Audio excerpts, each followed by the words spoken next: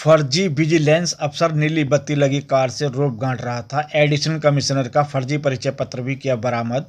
Moradabad police ने फर्जी vigilance अधिकारी को पकड़ा। मुरादाबाद पुलिस ने एक फर्जी विजिलेंस अफसर को गिरफ्तार किया है।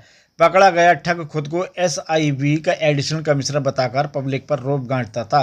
वो नीली बत्ती लगी XUV कार से चलता था। ठग के पास से पुलिस ने एडिशनल कमिश्नर लिखा एक फर्जी परिचय पत्र भी बरामद किया है। SP सिटी रणविजय सिंह ने प्रेस कॉन्फ्रेंस करके इस ठग के पकड़े जाने का खुलासा किया है। ब्यूरो रिपोर्ट, मुरादाबाद देहात।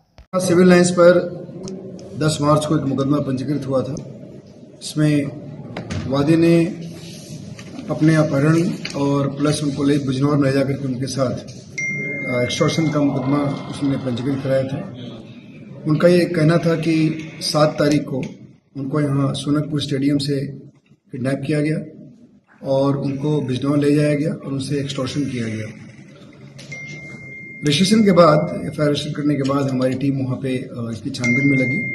छानबीन से पता चला कि जिस गाड़ी से इनका अपहरण हो रहा है उस गाड़ी में नीली बत्ती लगी थी और उसमें जो वादी हैं वो स्वयं उस गाड़ी में जाके बैठे थे और उसके बाद उस गाड़ी को एक कुलदीप शर्मा नामक व्यक्ति उर्फ दिव्य प्रकाश शुक्ला, ये व्यक्ति इनको यहाँ से लेके गया था और उस दिन जो वादी हैं और कुलदीप शर्मा हैं दोनों में वार्तालाप भी हुई थी मॉर्निंग में और उसके बाद बिजनौर ले गए और ले जा करके वहाँ पर जो वादी हैं इनका किसी व्यक्ति के साथ किसी जो अभियुक्तगण बनाए गए थे उन लोगों के साथ जमीनी विवाद है, उसके समझौता कराने का प्रयास किया गया था, जिसमें किसी बात पर ये समझौता जब वहाँ पे नहीं हो पाया तो उसके बाद से वहाँ से वादी आकर के उन्होंने मुकदमा पंजीकृत कराया था। बेसिकली जो ये कुलदीप शर्मा जिसकी गाड़ी में बैठ कर ये गए थे, जिसकी गाड़ी में नीली बत्ती लगी हुई थी, ये एक बहुत बड़ा फ्रॉड है और इसने अपने आप को सेंट्रल विजिलेंस कमीशन का SIV अफसर बताकर इस मामले में समझौता कराकर और रुपये पैसे ऐंठने का प्रयास कर रहा था। और उसके बाद जब पूरी हम लोगों ने इन्वेस्टिगेट किया तो सारा चीज़ खुल गया। बेसिकली ये जो आरोप था, आरोप सही नहीं पाए गए हैं इस केस में। और जो कुलदीप शर्मा है ये बेसिकली दोनों के बीच में समझौता कराकर पैसा ऐंठने का प्रयास कर रहा था। बेसिकली जो वादी हैं, वादी की एक कजन कोई सिस्टर हैं, उनके संपर्क में ये जो कुलदीप शर्मा है कहीं ना कहीं से आया हुआ था और उसी ने उनको ये ऑफर किया था कि अगर इस तरह का कोई विवाद है तो मैं निपटा दूंगा, मैं एक विजिलेंस कमिश्नर में अफसर हूँ। और इसी बिना पे ये इस पूरे प्रकरण में इंटरवीन किया और उसके बाद हम लोगों ने इसको गिरफ्तार किया है। गिरफ्तार करने के बाद इसके पोजीशन से एक बाइक जिस गाड़ी में इसको बैठा के ले गया था उस गाड़ी को भी हम लोगों ने बरामद किया है जो XUV 700 है। उसके साथ इसके पोजीशन से कुछ फर्जी आई कार्ड वगैरह भी बरामद हुए हैं, कुछ पैसे बरामद हुए हैं, कुछ मोबाइल फोन बरामद हुए हैं। इन सभी चीज़ों का ये प्रयोग अपने इस फर्जीवाड़ा में करता था और इसने स्वीकार किया है कि मेरे द्वारा इस पूरे प्रकरण में इंटरफेयर करके पैसा कमाने का हमारा प्रयास था।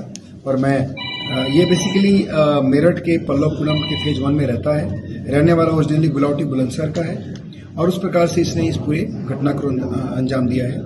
जो अभी तक की फाइंडिंग्स है उसके हिसाब से इसमें इन्वेस्टिगेशंस को हम आगे बढ़ा रहे हैं। सर लाल बत्ती गाड़ी जो लाल बत्ती गाड़ी लगी थी जिससे अपहरण किया गया था उसके ऑनर कौन है और ये गाड़ी कहाँ से है? ये गाड़ी इसी की गाड़ी है। ये कुलदीप शर्मा दिव्य प्रकाश शुक्ला की गाड़ी है। बेसिकली इसके पास जो फर्जी आधार कार्ड और फर्जी आई कार्ड बरामद हुए हैं उसको आप देखेंगे तो आपको पता चल जाएगा। उसमें एक में जिसका ओरिजिनल आधार कार्ड है वो कुलदीप शर्मा के नाम से है, जो इसके गांव के एड्रेस से बना हुआ है। और उसके बाद जो इसने पुलिस अधिकारी का जो ID बनाया है उसमें अपने आप को ये SIV अधिकारी बताता है और उसके नीचे उसमें एक सेंट्रल बिजनेस कमीशन का एक आई कार्ड भी इसने अपने पास रखा हुआ है। उसमें इसमें उस आई कार्ड में इसने अपना नाम दिव्य प्रकाश शुक्ला रखा हुआ है और जो आधार कार्ड इसका ओरिजिनल है उसका आधार कार्ड नंबर इसने इसमें इम्बॉस किया हुआ है। इस प्रकार ये एक फर्जीवाड़ा करने वाला व्यक्ति है जिसको हम लोगों ने अरेस्ट किया है और ये फर्जी अधिकारी बन करके, विजिलेंस अधिकारी बन करके और चीट करने का प्रयास कर रहा था। इस पूरे प्रकरण में कुल कितने लोग शामिल थे, क्या कोई महिला? देखिए इसमें बेसिकली ये तो है ही, ये तो बीच में इसमें इंटरवेन कर रहा था। बाकी इन दोनों के बीच में विवाद था, 2 परिवारों के बीच में विवाद है जमीन का, वो बहुत ही पुराना विवाद है। इसमें कोई ना कोई मुकदमा भी कोर्ट में चल रहा है अभी और उसके बारे में छानबीन की गई है। बहरहाल जो वादी हैं और वादी के बाद बाकी जो अभियुक्तगण हैं उन लोगों के बीच में कुछ इस तरह की क्रिमिनल एक्टिविटी जैसा आरोप किया गया था वैसा अभी तक नहीं पाया गया। ठीक